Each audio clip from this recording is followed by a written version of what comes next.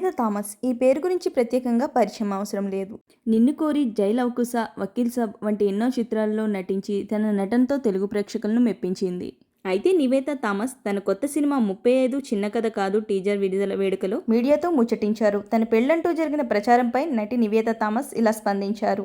అవును, నాకు పెళ్ళయింది. నాకు 2 పిల్లలు కూడా ఉన్నారు, అరుణ్, వరుణ్ అని నివేద థామస్ అన్నారు. అయితే ఇదంతా తన కొత్త సినిమా 35 చిన్న కథ కాదు సినిమా ప్రచారంలో భాగమని ఆమె వివరించారు. ఈ సినిమా ప్రచార భాగంలో సోషల్ మీడియాలో ఒక పోస్ట్ పెట్టానని, దానికి చాలామంది నాకు పెళ్లి కానుందని భావించారని, దానిపై వార్తలు రాగా మా అమ్మ నాకు ఆ ఫోటో పంపారు అని నివేత అన్నారు. మీరెప్పుడు నా కోసం అబ్బాయిని చూశారని వాళ్ళ అమ్మని అడిగానని, ఆ చిత్రంలో తన భర్తగా నటించిన విశ్వదేవ్ తన కుమారులుగా నటించిన వారిని ఉద్దేశిస్తూ నాకు పెళ్ళయింది, ఈయనే నా భర్త, వీళ్ళు నా 2 పిల్లలు అరుణ్, వరుణ్ అని సరదాగా పేర్కొన్నారు నివేద. ఈ సినిమాలో తల్లిగా నటించడం సవాల్ విసిరిందని తెలిపారు. టీజర్తో చిత్ర కథాంశాన్ని ప్రేక్షకులకు పరిచయం చేశామన్నారు. పిల్లలుగా నటించిన వాళ్ళు మేడమనో అక్కానో కాకుండా అమ్మ అని పిలిచారంటూ ఆనందం వ్యక్తం చేశారు నివేద.